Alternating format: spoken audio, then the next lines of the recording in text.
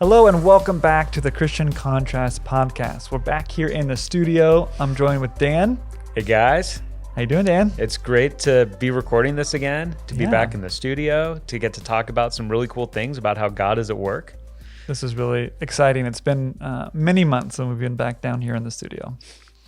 So we're introducing a new series titled LBF Church Will Never Be the Same. I know it's dramatic, but we're going to be talking about the ways that God has been working in our church and working in society at large, and the ways that leadership of the church have responded and thoughtfully dialogued about what it is that God is calling us to do in this very significant moment in our culture. Dan, why don't you give us a little bit of background of what it means to really dialogue about how the church will never be the same, and why that's not necessarily a bad thing. Yeah, and I know you alluded to it, but when the pandemic started and I began to hear people talk about the idea of things will never be the same, that was like universally upsetting to me.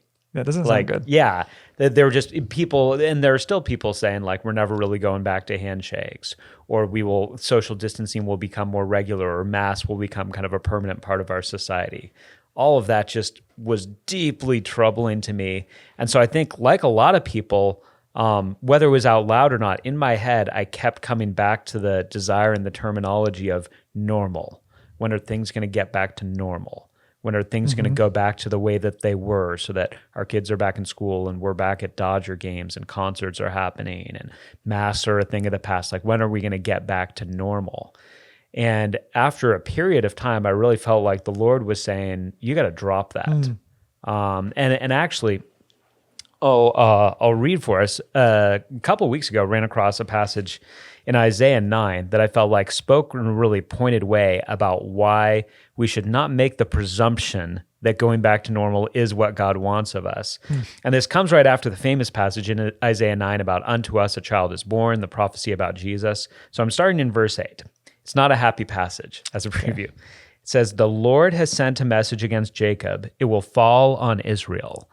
All the people will know it, Ephraim and the inhabitants of Samaria, who say with pride and arrogance of heart, the bricks have fallen down, but we will rebuild with dressed stone. The fig trees have been felled, but we will replace them with cedars. But the Lord has strengthened Razin's foes against them and has spurred their enemies on. Arameans from the east and Philistines from the west have devoured Israel with open mouth. Yet for all this, his anger is not turned away. His hand is still upraised. And so this is a judgment passage. Israel's being judged. And it's powerful because he says that people in Israel are saying in their arrogance, we are down, but we will rebuild. And as soon as I read that, it just really struck me because of how many movies have we all watched where a disaster happens and the president or the governor gets up and says, we will rebuild, and we're stirred. And how many times, whether it was 9/11 or Hurricane Katrina or any number of things that have happened, and we will rebuild. And just the assumption is built in of, as quickly as possible, things will return to the great way that they were before. And so dealing with the pandemic, and in my heart consistently having the idea of when can we get back to that great way that things were before, there's a check of saying, wait a second, that doesn't seem to be the way that God normally works in the world. God's not big on complacency. And there are some, I know for me, like when I think of things that I do want to, sort of quote unquote, get back to normal, there are lots of things. Like, I want our kids back in school with each other instead of doing it on Zoom. I want hugs to happen at church services without people feeling tentative. Bring hugs back. Yeah, I want to bring back hugs, even though I'm an introvert who likes my personal space. There are lots of things like that. The idea of saying, all right, it's not bad to long for some of those things. But the idea that we want to get back to normal sort of betrays just how easy our lives are in the United States. And it also betrays the assumption that we're thinking that the way that we were doing church before was exactly the way we were meant to be doing church.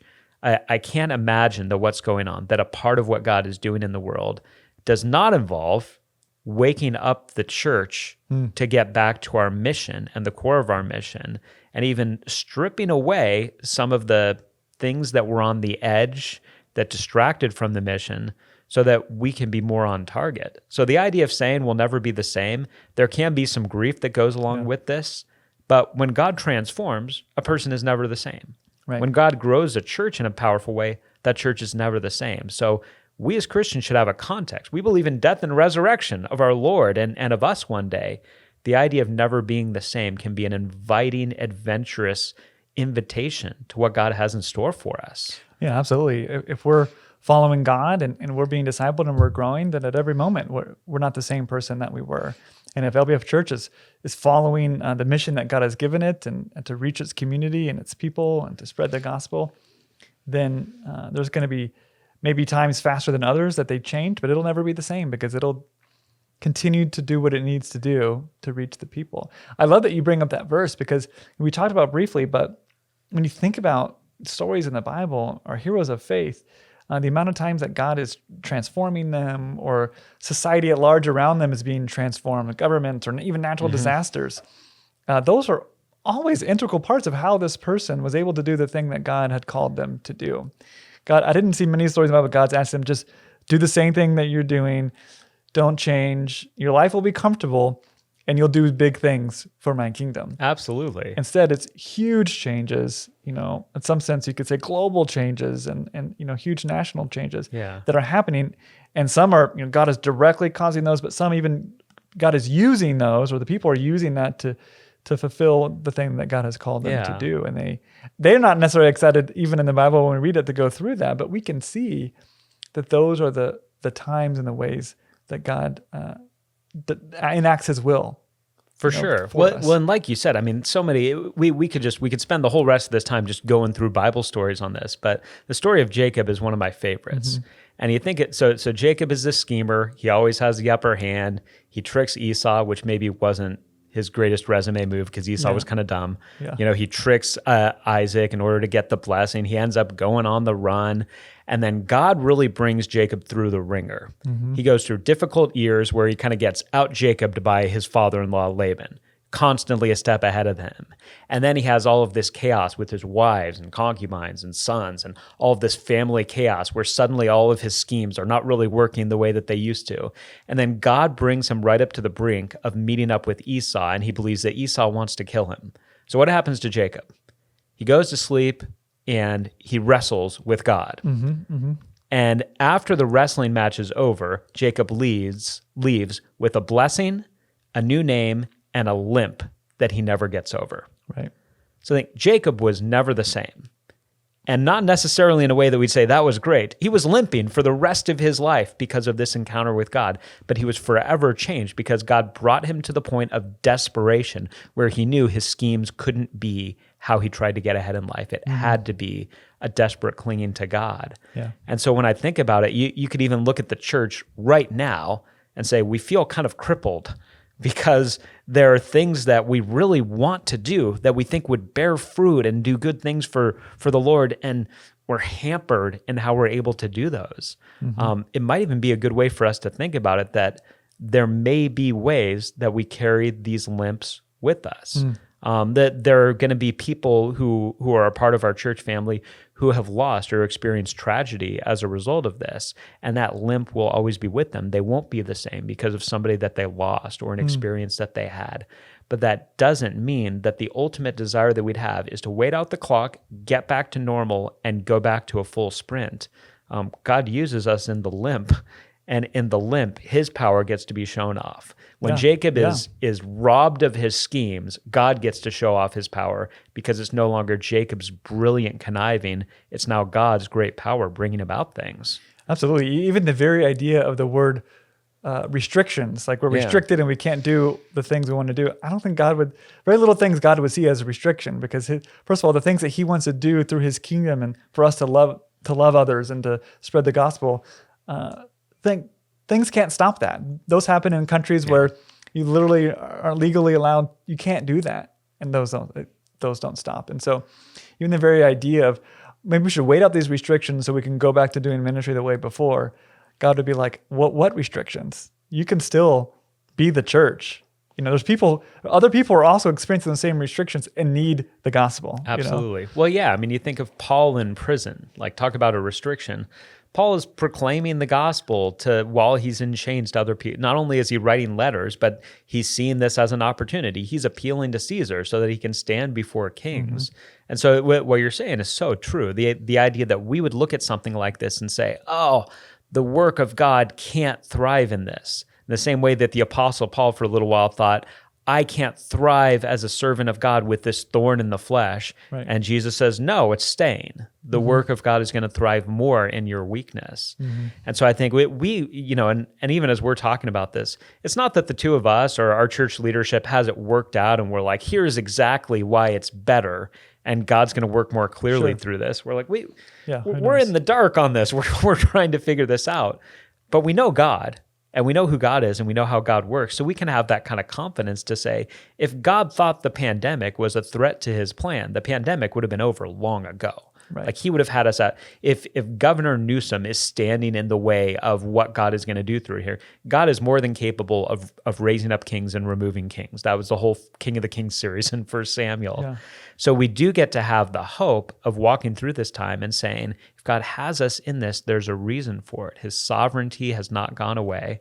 And I think we both have seen in our lives and in the lives of fellow church members, things that God has done that it's very hard to see how those things would have happened without some of these very frustrating restrictions that we've had. God has forced families into a situation where suddenly they had to be together a lot. And for some, it hasn't gone amazing. Yeah. Man, for some, it's what keeps me going at times when I'm discouraged. I think of the different families in our church that, man, they are thriving. They are seeking the Lord together. Parents discipling their kids like they never had before. Families connecting at a deep level, taking responsibility. People connecting in their marriages. People rethinking how many sports their kids need to be involved with because they're realizing it's kind of nice for us to have downtime.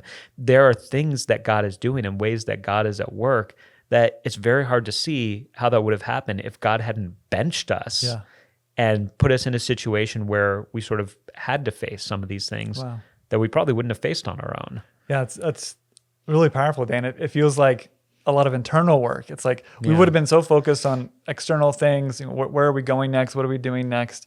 Which are great when you can do those things. But it feels like the things you're saying is like God is asking us, there's a lot of internal healing, internal work that I need you to do. Yeah. And it's happened because of these things. I think so. And I think not only that, but just as we think, and certainly beyond our church, but as we think of our church, it's become harder to be involved in church during this time. Sort of like, in some ways you could say when we were just doing online, it's like, well, it's easy. Sit there in your PJs and, eat cereal and watch and mute it if you don't like it. So in some ways you could say, all right, well, it was easier. But now that churches are regathering, it does take a little bit more of an effort. You have to make more of a conscious decision, especially if you were sitting home for a couple months and now you're saying, well, do I return? Right. So I think overall we could look at that and say, well, that's a bad thing that it takes more effort to involve yourself in the life of the church. But pause and say, maybe that's not a bad thing. Yeah. Maybe it's a good thing that it takes us some effort to fulfill God's calling for our life, because when it's so easy for us to do some of these things, we probably end up not doing them the way that the Lord is calling us to do them. Yeah. Our faith is meant to be costly. Our faith is meant to be risky. Mm-hmm. And if we're living as believers in the United States and our faith in Jesus is costing us nothing, we're not really following Jesus. Right. And so just even being in a time where we're more conscious of the fact that this is costly, and then thinking of like, well, gosh, I mean, believers in North Korea living under persecution, and believers in the early church that met in the tombs so that they could actually meet together. And we're frustrated because we're like, I got to wear a mask. Like it is definitely revealing some things. And it's been sad because with some people we've experienced, well, this has revealed that you have a rotten attitude and aren't even willing to sacrifice a little bit. Yeah. But I firmly believe that with other people, this is going to solidify their faith, because having to make more of an effort is preparing them. It's strengthening those muscles in us to say, I'm willing to do difficult things in order to follow Jesus. And in a lot of our lives in the United States, we may have the perception that that hasn't been required of us. And now at some level, it is being required of us. Yeah. Yeah, that's really good. That kind of brings me to the next thing. I'd like for us to spend a few moments going over the next maybe 3 episodes and things that we want to talk about, Yeah. specifically how we as a church are kind of walking through these changes and some of the discussions that we've had on staff. When you talk about church and COVID and convenience, it reminds me a lot about some of the discussions that we've had as leadership, is like how much of that is the way we've been doing church. Yeah. We've had a lot of discussions about that. So why don't you Absolutely. tell us a little bit about the upcoming episode that we'll probably talk a little bit more about how LBF is kind of walking through its next stages and using the pandemic as a way to learn about who God wants us to be. Yeah, for sure. We're going to do an episode that is going to just be about how we as LBF have looked to navigate through the season of the pandemic, the season of COVID that we're still in. And part of it is meant just to give an inside look, because we've made decisions that for people like you and I, we understand why we've made different choices. And we've got people who are part of our church that may be going along with it and trusting us, but they haven't seen the internal struggling. They haven't seen the discussions and the back and forth and the fact that we're aware of other options and here's why we made this decision. Mm-hmm. So part of it is just to say, we're not looking to hide that stuff. We want people to be aware of that, because there may be church members that end up disagreeing and saying, I think that another call should have been made. But I think just even seeing the process hopefully will be helpful in saying, and we are looking to be led by the Lord here. And another part of it is just what you were talking about, saying, what are the things that we've learned during this time where we as a church leadership are saying, let's not just rush back into what we used to do. Let's prayerfully think. And maybe some things that we already know, we're not going back to that in the same way. And other things that we're currently saying, let's not assume that we're meant to go back to that in the same way. Maybe there are things that we've seen during this time that we feel like God has thrust upon us a situation that we didn't ask for, and now we want to pause before just going back to business as usual. So that's going to be one of the episodes that we'll do in dealing with the church walking through COVID. Yeah. That's good. I know another one that we want to talk about is racism. Racism in culture, and even how the church plays a part in that, and how the church is a part of that solution. And I don't know, we've talked about it a lot, so I do know, some of your perspective. But for me, racism has never been more of a discussion than it is today in my life. Being born in the 80s and having this really a false view of like the racism work has been done by people in the civil rights, and all the Jim Crow laws, all those things have been overturned. And so by and large, we don't live within racism. And the thing that I struggled with is that kind of go against what I actually saw. I saw racism all the time, but what I learned is that I guess it's not really something that we talk about, or you just don't have those conversations. Maybe from a white perspective, I'm not going to bring up racism in a setting that I don't have a lot to share from experience. And I think that, from a church perspective, we're trying to do what it is that God wants us to do within that.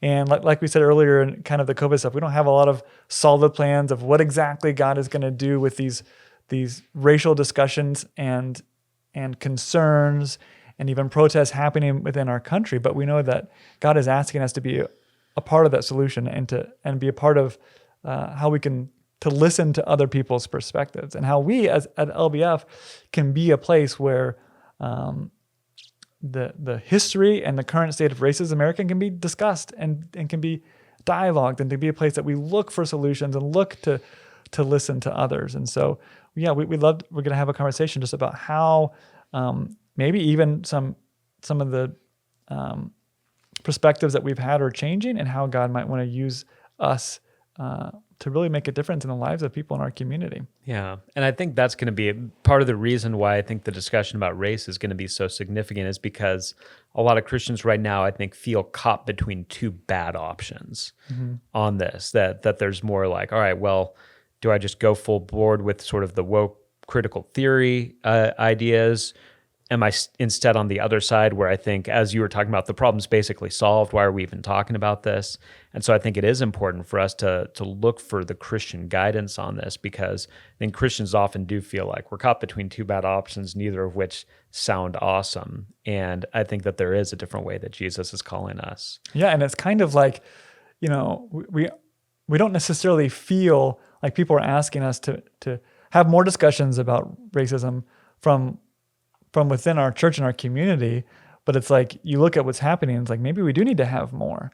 And we just don't know how to do that yet, or we don't know how to do that well. Yeah. And that we're going to dig into that and find out, how do we do that in a way that's honoring God and honoring people? Yeah. And that also offers something other than the bad solutions that the world is coming up with. Sure. Because we've got God guiding us in this. And so I think there is something that there's us equipping ourselves, and there's also something where we really do have something to offer the world that is beyond sort of a secular humanistic solution Right. to a problem. And that even one of the other episodes that we're going to do is going to have to do sort of with the church's relationship with politics, which has obviously been a huge issue. I mean, it's the political part of the pandemic has been a huge point of discussion. And then obviously with the presidential election happening, that we as believers in the United States think about politics a lot, but in a presidential election year, it just goes crazy. It's like all we talk about. It's all we talk about. And it is a challenge to try to figure out, all right, what does it look like for us to engage as salt and light, as agents of light in our community and in the political sphere, instead of ignoring that, because Christians aren't called to turn a blind eye to how we're light in the society. And at the same time, to avoid the traps of being caught up in seeing a political achievement or a political end as the core mission of the church, and how we can be hijacked and how we can get off message, which it's a weird thing to say, but how we can be diverted from our true message, which is way better than this person is president. Our message is Jesus is Lord.